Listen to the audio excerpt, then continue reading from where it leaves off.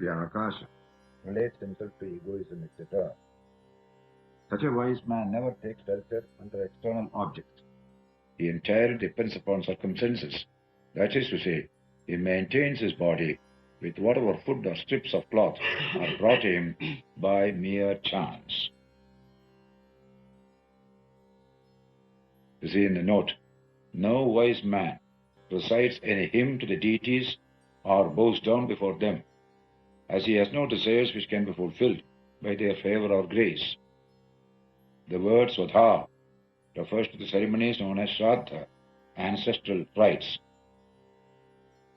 The sense is that wise man renounces even those actions connected with the dead which are obligatory for all people. This is because man of knowledge, on account of the realization of the non-dual Atman, does not find anything separate or different from his own self. That is why you see, when you give up these rituals, they are honored. In any other religion, give up the ritual means you will be treated as a dissident. Okay? But here you have done well. You must go beyond it. Those who go beyond it, they are highly honored. Highest order of monks. Does that include giving up the ritual of meditation?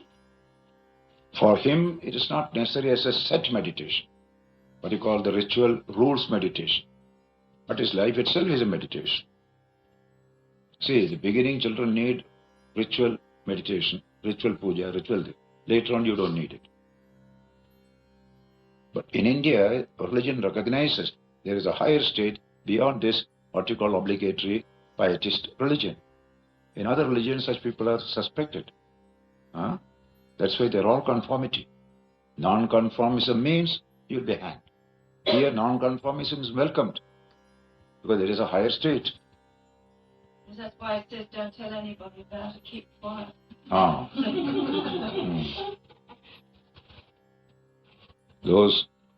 There are temples, and a jnani is lying outside. Puja is going on. He doesn't dare look into it. Is that? He will keep his leg towards the temple. In any other religion, he will be punished. So, Guru Nanak was like that. 16th century, 15th century, he put his leg towards the Kaaba. Why are you doing like that? You change it. Whenever he changed, wherever he put, that side is the Kaaba. That's the story told about him. Meaning thereby, these little restrictions do not apply to them. They are elementary. That there is an elementary stage, an advanced stage in religion, is fully accepted only in the Hindu religion. In other religion, it's implicit. But if you go do like that, they will question. Priests are very powerful. Not here. A priest will come and touch the feet of this Paramamsa. Though the priests are doing the priestly work. Isn't it so in India? Even a priest will go and touch the feet of this man who is free. A Ramana Maharshi. Priest will go and touch his feet. What are we compared to this man? He has realized what we are trying to do. That is the attitude. All this is due to the Upanishads. The blessing conferred by the Upanishads on Hindu religion, in no other tradition you will find. In that message I have given, just one para, the blessings flowing from the Upanishads. Just one para. Yeah, here it is.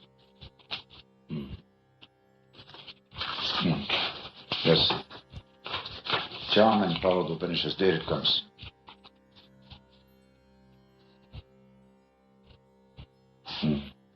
To the Upanishads, India owes almost all the brighter sides of her life and culture. To them she owes her impressive record of active toleration within her borders and the uniformly peaceful and benevolent nature of her foreign relations in the field of religion.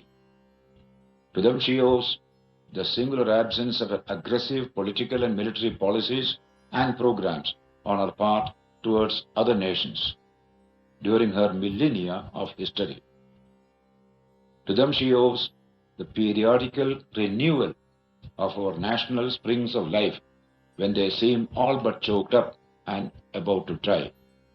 To them also she owes the absence of the heavy hand of an all-powerful church and the tentacles of an inescapable dogma on the national life and mind, allowing for the emergence and unhampered functioning in succeeding periods of free, creative, and universal spirits who came to purify and reactivate the dormant spirit of the people, who were received by the Indian people and given divine honors, unlike the hostility and persecution with which spiritual innovators were and still are received in all Semitic religions, in the absence of the blessing of the impersonal background which the Upanishads had provided for the Indian religions, and whose procession down the ages is an impressive feature of India's long history. Krishna, Buddha, Shankara, Ramakrishna procession coming in, and they were received. And today she is on the threshold of a similar such with the appearance of Ramakrishna and Vivekananda. That is the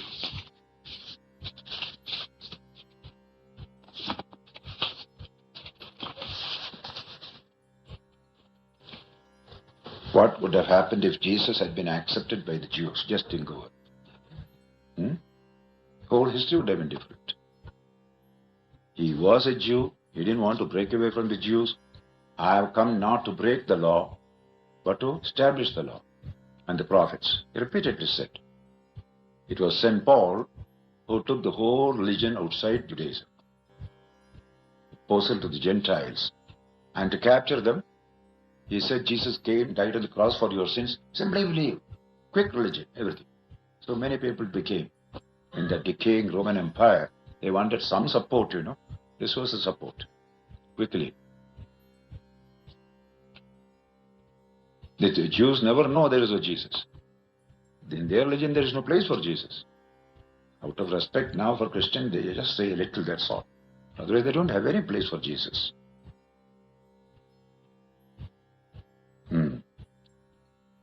Then, one of the greatest verses coming now. This verse 38. Tattvam adhyatmikam drishtva tattvam drishtva tu bhakhyatah tattve bhutas tadaramas tattvad aprachyito bhavet. The word tattva comes again and again. Tattva is the word for truth as it is, as different from mata, my opinion of it. You may have a number of opinions, but throw the opinions away. Is it true? When you come to know that, that's called tattva. So, tattvam. Now, tattvam regarding the world. Tattvam regarding the self. External tattvam, internal tattvam. Try to realize it and become one with it. Live in the light of that tattva. That is tattvam. Tattvam is what's called science or philosophy, where you seek the truth of things, not a mere impression or opinion or anything. Tattvam adhyatmikam drishtva, realizing the truth hidden in your own self. Tattvam drishtva tu bhakhyatah, realizing the truth that is in the external world. Tattve bhutaha, become one with truth. Tadaramaha, take delight in truth. Tattvad aprachyito bhavet. You will never fall away from that truth. You will live always abiding in that truth. That is the beautiful verse here. Same Atman is here. Same Atman is there. When Ramakrishna told Naren, see God with eyes closed in meditation, with eyes open in action. Same Atman everywhere. You see? Tattvam adhyatmikam, tattvam cha bhakyam. Bhakyam means out, adhyatmika is inside the self.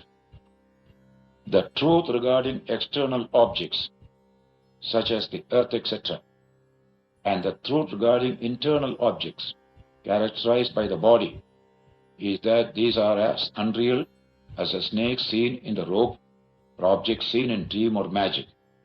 For there are such Shruti passages as modification being only a name arising from speech. You say, a whale. What is that? A modification of water. Just a name, just a form. Actually, water alone is true. That is it. Passage in the Upanishad. Vacharam bhanam vikaro namadheyam mrityuityeva satya. You all belong to the species called Homo sapiens, with a special name and form. That's all. You want name, you want form. And Homo sapiens. That's the universality in which we are all participants. In the individual, you are safe. That's why in biology, in logic, we say denotation and connotation. In logic. Denotation refers to the species. Connotation refers to the individual. When you want to define a thing in terms of its denotation and connotation. A cow is a four-footed animal belonging to the species known as mammals. You can say something like that. Denotation refers to the species. Connotation refers to the individual. Both together you say, you define a thing. That's the idea. So, modifications are only mere names and speech and mere form. A wave is a name and a form of what is always there called what? Any number of names and forms may come. The truth is one. One gold. Form of a bangle, form of an anklet, form of a bracelet. All this is, gold is the truth. These are names only and forms only. The Shruti further declares, the Atman is both within and without, birthless, causeless, having no within or without, entire, all-pervading like ether, like space, subtle, unchanging, without attributes and parts, and without action. That is the truth. That's the Atman. And thou art that. That is from the Shruti. Knowing it to be such, from the point of view of truth, in truth, this is all the Atman. That's how Vedanta would say. Though it appears as this and that. He becomes one with truth, which only in spiritual life can be, not in external life. When you understand a table, you don't become one with the table, is it? When you understand yourself, you become one with it. Not in the external world. One with the truth. That is why they say, a clay elephant and a clay cat and a clay mouse. One cannot become the other. But as clay, they can become all. Isn't it so? A clay cat and a clay mouse can never become one. They are all separate. So in forms, we are all separate. We can't be reduced into one, except in a pulp. But as the Atman, we are all one. He derives his enjoyment from this truth. Arama means delight. You delight in this truth. Wonderful truth. We are all one. And we never deviate from that truth.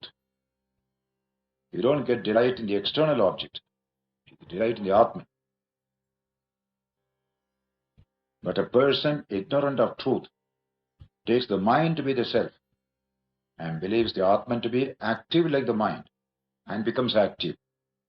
He thus thinks his self to be identified with the body, deviated from the Atman saying, oh, I am now fallen from the knowledge of the self. We now say like that. Because of the attachment to the body and mind. Then only the sense of falling comes. When his mind is concentrated, he sometimes thinks that he is happy and one with the self. He declares, oh, I am now one with the essence of truth. But the knower of self never makes such a statement. As Atman is ever one and changeless, it is impossible for the Atman to deviate from its own nature. The consciousness that I am Brahman never leaves him. In other words, he never loses the consciousness regarding the essence of the self. The Shruti supports this view. In such passages, the wise man views equally a dog and an outcast as the same Atman. He sees, who sees the Supreme Lord remaining the same in all beings, says the Gita. Whatever may be differences, we see the one behind. That is a teaching today in all political life. Don't look at people as Australians, Indians, and Americans. Look at them as human beings. There's a big jump, from particular to the universal. And here we go deeper still. Human beings, animals, insects, Why make a distinction? Same Atman in all. So it's not humanism only. Compassion for non-human beings also. When you realize the Atman. This is a famous slogan, this. Tattvam adhyatmikam drishtva. Tattvam drishtva tu bhakhyataha. Tattve bhodas tadaramas tattvad aprachyuto bhavet. That is it. No more falling down from the truth. Prachuti means fall. Aprachyute, no fall. Once you know the truth, there is no fall. I am the Atman, infinite. Ramana Maharshi said he has the first experience at the age of 18. That is all, the first and last. He always remembered, I am the Atman, deathless. That's my true nature. Now you go to the third section, Advaita Prakarana. Having said this is non-duality, this world of duality is illusion, and pointed out that Dvaita towards the end, inside, outside, one and the same. It is just like space. Space inside the room, space outside the room. It's all one space. You make a distinction based on the wall. Is that? Space doesn't know all this distinction. But the truth is, space is undivided. The fact is, space is divided. Two people will go, put a compound wall. This is my land, that is your land. The earth doesn't know all this distinction. Isn't it? We are putting frontier walls, This is my territory, that is your territory. The earth doesn't know all this distinction. How much land do you want? You know the story? Tolstoy's story? How much land a man wants? Most of you must have heard that story. Tolstoy's short story it is. How much land a man wants, that needs. That's it. So, somebody announced, land will be distributed to people as much as they can cover in a running within a day, from sunrise to sunset. The announcement. So people came. And so a point was fixed, from here to start. You see? Then go around and come back by sunset, you must come. Whatever land you cover, that is yours. That was the announcement. So people came. Some people could cover a little distance, and they came back. One man wanted to cover maximum. You see? He went on making wider and wider curves. You see? As you go on curving more, it takes longer time to reach here. So almost he finished a vast area and was rushing towards the point. Sun was about to set. He just saw only a second remains. With a tremendous effort, he just came to the point and he dived there. And the people said, now dig 3 feet by 6 feet, that is the land for him. Very famous story of Tolstoy. How much land a man needs? 6 by 3. I read it long ago. Tolstoy's short stories. See the greed in the mind. He doesn't care for his life. 1 square foot more I can take. A little more. That kind of thing. So now Advaita Prakarana. Now comes some wonderful radical utterances will come now. Upasanashrito dharmo jate brahmani vartate pragutpatte rajam sarvam tena asau kripana smritaha. Those who believe in causality, they are small-minded people. That's the language. The real truth is above causality. Those who believe in causality, they are small-minded people. Today's science goes beyond causality. And you can see their tremendous capacity for subtle thinking, Heisenberg and others. So, the jiva, or the soul, betaking itself to devotion, thinks itself to be related to the Brahman that is supposed to have manifested himself. What's called normal religious life. We relate ourselves to a particular God, we worship it, we do this and that, throw flowers, all this we do. He is said to be of narrow intellect because he thinks that before creation, all was of the nature of the unborn reality. Before it was unborn, now it has become born, so I am separate, I must go on worshipping, doing this and that. All this knowledge comes to him, say, small-minded people. While determining the meaning of Om, it has been stated in the form of a proposition that Atman is the negation of phenomena, blissful and non-dual. That we have said. This is the first one. Atman is the negation of all phenomena.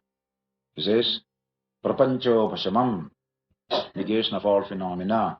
Shantam, all peace. Shivam, all good.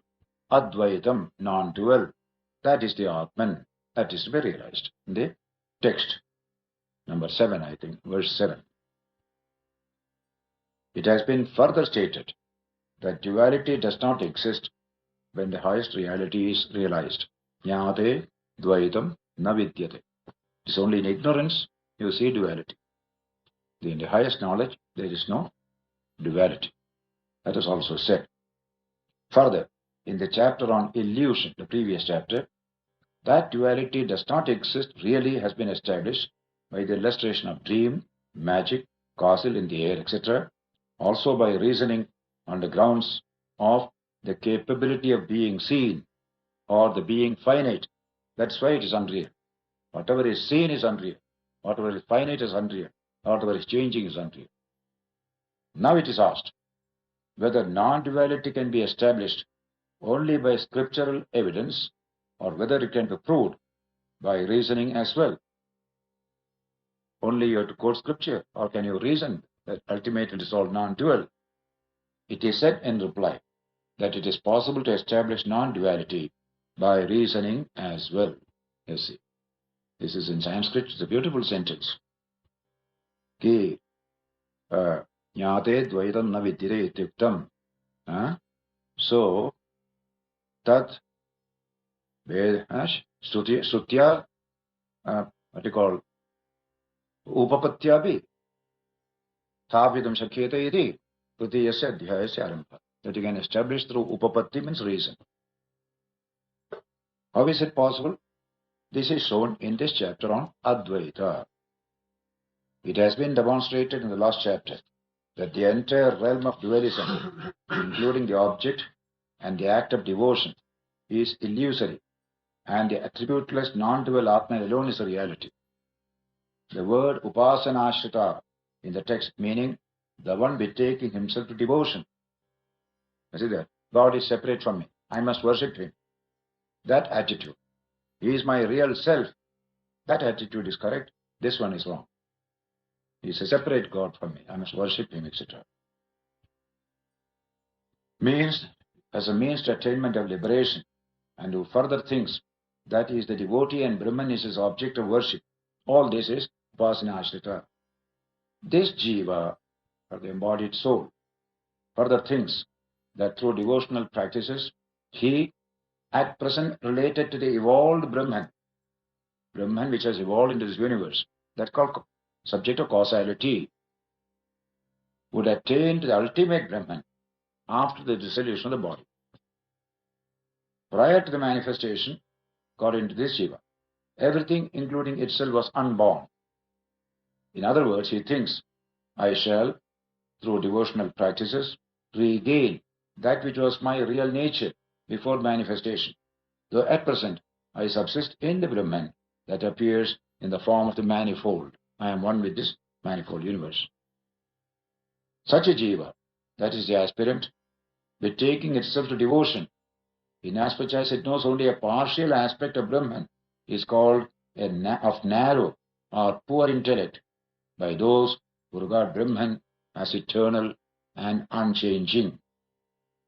The Upanishad of the Talavakara, that is Kena Upanishad, supports this view in such statements as that which is not expressed by speech and by which speech itself is expressed, that alone know as Brahman and not that what people think as Brahman here.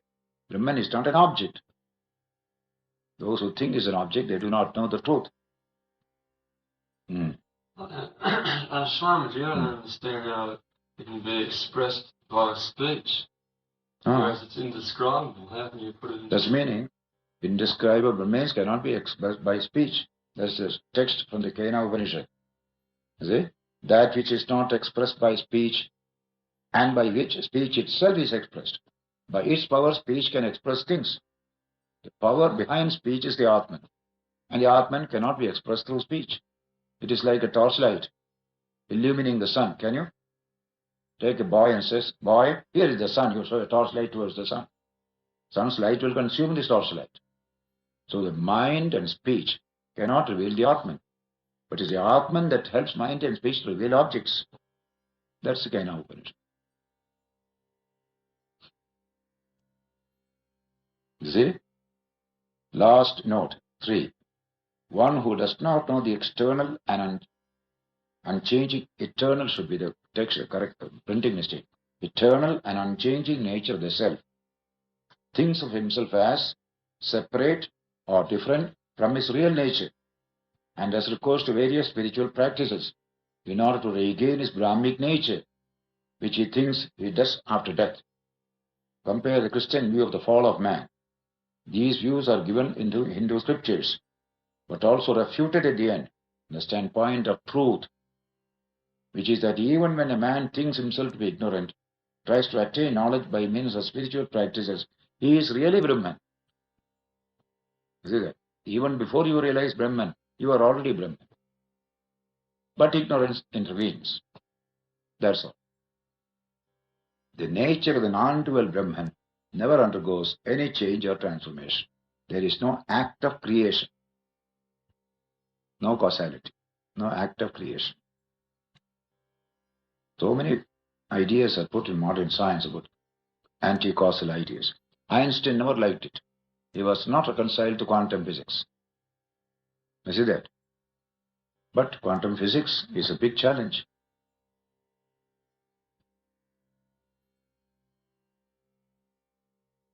An ignorant person has no idea of the changeless non-dual self.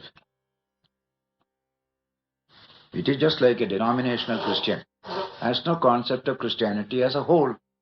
Therefore, they go on fighting, quarreling on their own little creed and ritual. Christianity as a whole, he has no comprehension. He knows only his own little world of Christianity. Like a frog in the well. That story in a frog lived in a well. After some time, a sea frog fell in there. And a conversation. Oh, where are you from? Oh, I am from the sea. Sea, how big is it? Is it as big as my well? He laughed.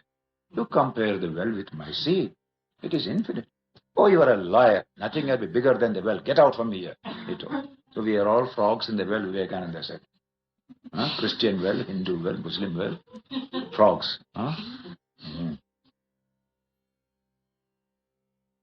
That is the thing. According to his view, the non-dual self is also limited by time. That's why it's called a narrow mind. My doxy is orthodoxy. Your doxy is heterodoxy.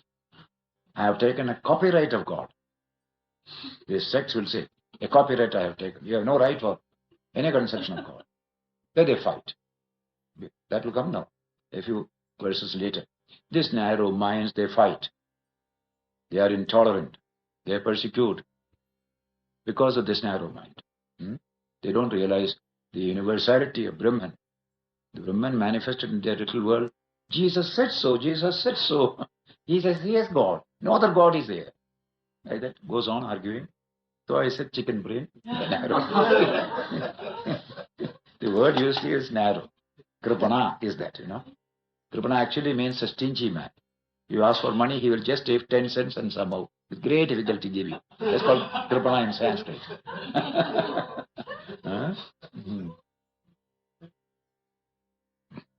So, after having said this in the beginning, the next one, he says, what is not Kripana attitude? Non-narrow attitude. What is that? Next line. Therefore, I shall now describe that Brahman which is free from all limitations, unborn, and which is the same throughout. And from this, one understands that it is not in reality born, though it appears to be born everywhere. Causality appears to be there, but question, it is not there. Classical physics saw causality. Modern physics doesn't see causality. When you go deep into nature, there is no causality. Or they call it, in aggregate, there is causality. In the individual item, there is no causality. That's what they use today. Take 1,000 electrons, there is causality in their movement. Take one, there is no causality. Just like in census or in your insurance companies. How many will die within so many years? Individually is all uncertain. But in collective statistics, it is perfectly certain. That's why they can operate an insurance company. Out of 10,000 people paying money for insurance, some will die, but many will not die. Their money will be there. Here we have to pay immediately 50,000, doesn't matter. That's called statistics. So statistical averages, you can predict. There's causality. Individual, you cannot predict how this fellow will behave. That's it. In all science today, the individual atom or electron, we don't know how he will behave. But collectively, we can predict. Just like crowd behavior. Crowd behavior, you can very often predict. Individual behavior, you cannot. So, in other words, another way in regard to the universe, you could say there's no beginning and no end. Put it another way in regard to the universe, to apply that to the universe, one could say there's no beginning and no end. Yeah, universe as a whole, in its totality, as reality, there's no causal beginning or causal effect, cause and effect relation, beyond causality. Meaning thereby, at the heart of nature, non-causality reigns. At the surface of nature, causality reigns. And say, so suppose body, you eat bad food, you get stomach pain. There is causality. We generally say, I ate that, I got this trouble. You would have causal relation. But if you go deep into nature, there is no causality. Just occurrences, that's all. No causality. Causal connection is due to ignorance. When you say no beginning or end to the universe, As Brahman. this all came out of the Atman like a web from a spider, and at the end of a certain, whatever it is, kalpa or whatever, it all goes back. And you don't call that beginning or end, No. because when it comes out again, It's not a it won't part. bring... It's not a part. No, what I mean is, when it comes out again, it's going to be that much different, because there are going to be some people who become self-realised, and then they won't come back with it. It is accepted. In practical life, there is causality. But when you question, there is no causality. That's all it means. Investigate, causality disappears. That's why it's called ghost. When you investigate a ghost, it goes away. You cannot stand investigation. But what I really mean is, each time the universe is remanifested, it's different. Yes. Within manifestation, there is a lot of difference. Oh, But the very fact of A becoming B, that word becoming, cannot be accepted. Nothing has become anything else. The becoming is due to ignorance. That's it. Causality is a state of the mind. But it can't do the same thing. He also said, time, space and causality are three ways of operation of the human mind. And reality is seen in terms of these three. That is what language he used. but The forms of perception. the way I talk, I mean, one likes to think that... Suppose in dream you dream causality. Isn't it so in dream you have causality? No, But what is the causality in the dream? Whole thing is mere tissue of imagination. But you develop in spiritual life. There are certain stages people go through. All that is accepted in the relative experience, not in truth. This is the language used here. In relative experience, all this is there. Causality, time, space, earth being flat, all that is there. Isn't it? So really, so developing spiritually is on a par with developing physically from a baby to a man. Quite so. Yeah. All that is there. There is embryology, slowly, growth, all this we accept. The seed becomes the plant, the tree. But if you ask the question, is there causality really? Then all this will vanish. That's all.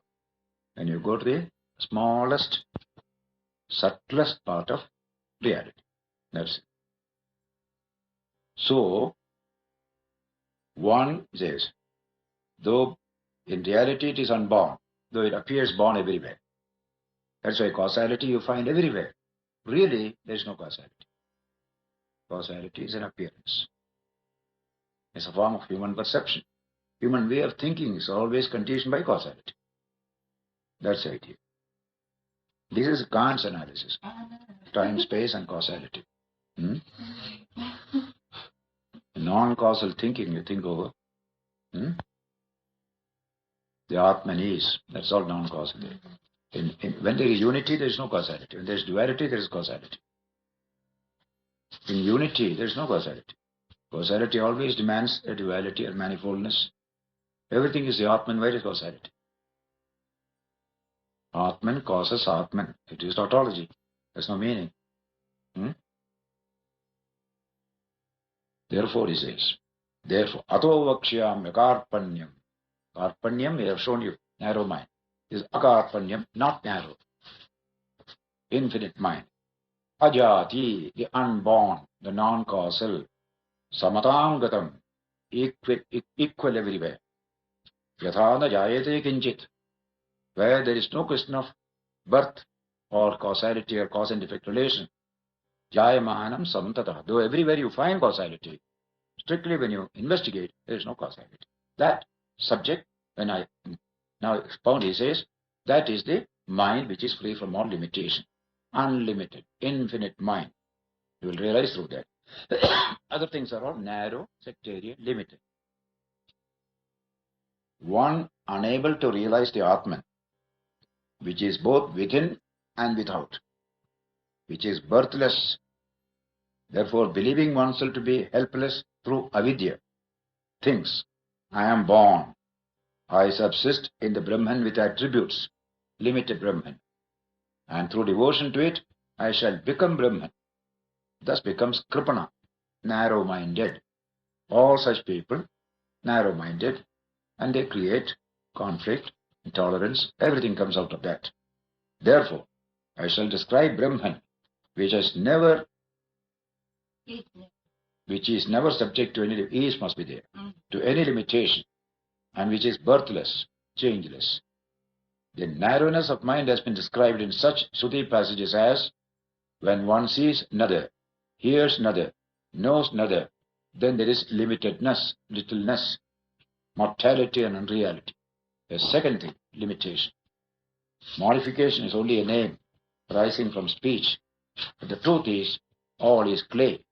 Things made of clay are only name and form. But contrary to it is Brahman known as Bhuma, great, infinite, which is both within and without. Free from all limitations is Brahman, just like space. I shall now describe that Brahman, free from all limitations. So when you take a Jehovah, Allah, or the Hindu gods, they're all limited. That's why those who believe in them, they're all limited in their understanding. Where is that limitless Jehovah? Ask that question. Limitless Jehovah, limitless Allah. That is the search for the Atman or Brahman. Out of this only toleration came, understanding came, etc.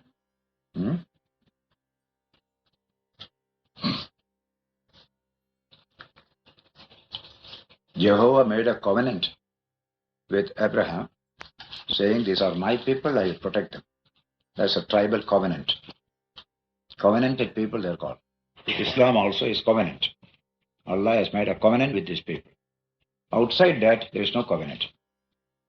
So God and His chosen people must always create narrowness. The circumcision is a sign of that covenant. You see that? For Jews and Islam. Somehow Christianity did not do it because mostly it was preached to non-Jews, you see. And the Greeks are not going to practice such things. They hated all this. Paul was very liberal that way. He wanted converts. Doesn't matter. He can change everything.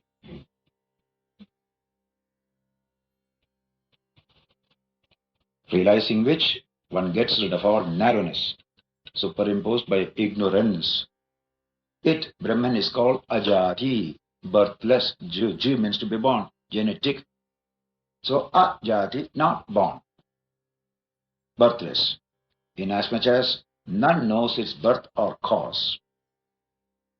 It is the same always and everywhere. How is it so?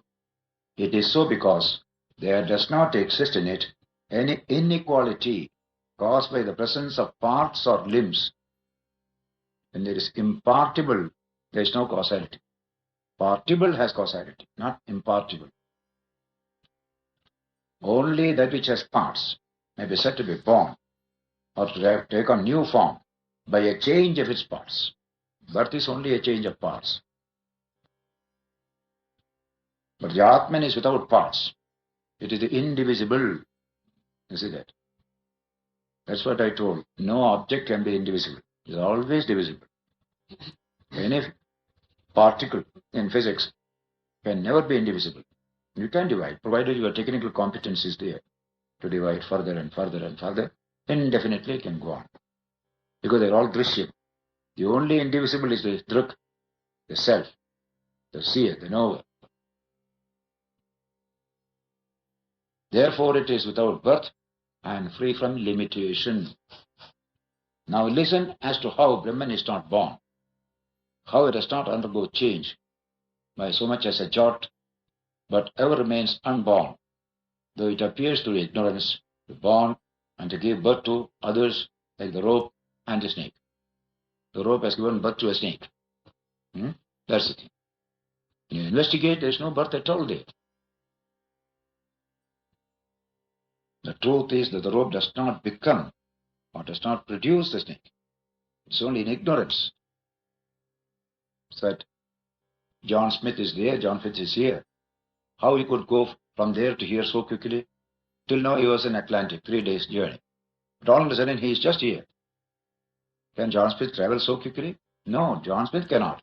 But ignorance about John Smith, knowledge about John Smith can travel more infinitely than the speed of light, he says.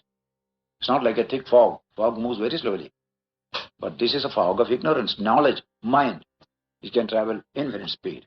You also like that. The Atman may be said to be similar to Akasha or space, manifested in the forms of jivas, you, so many, cut up space, which may be compared to the ether enclosed in a pot, in pots. So many, 20 pots are there. So 20 Akashas are separate. Isn't it? But Akasha doesn't know all the separation. It seems to be separate. That's all. Again, as pots, etc. are said to be produced from the Akasha, similarly, gross bodies are said to be evolved from the Atman. This is the illustration of the manifestation from Brahman, if any. This is the nature of manifestation. It has been said in the previous text, I shall now describe Brahman, birthless, free from all narrowness. Now I shall give an illustration and a reason to substantiate this proposition. As the Supreme Atman is like the Akasha, subtle, without parts, and all pervasive, it is compared to the Akasha. Atman is compared to Akasha. Akasha is the word for space. Ether, space, space-time continuum. The Supreme Self again, who is likened to the Akasha, is said to be manifested as the embodied beings, as jivas, souls. Just like pots enclosed Akasha. So much Akasha enclosed in this pot, in this pot, in this pot, in this pot. There's all limitation. But really there is no limitation. This is the Supreme Self, which is like the Akasha. Sentence may be explained thus. As the totality of the Akasha enclosed within the pots is said to constitute what is known as Mahakasha, the great space and the limited space. You make a distinction. There's a limited space, there's unlimited space. But space itself is neither limited nor unlimited. Similarly, totality of the embodied beings constitute the Supreme Being. All of us put together is the Supreme Being. Totality of all souls is called God or Ishvara, according to Swamiji's definition.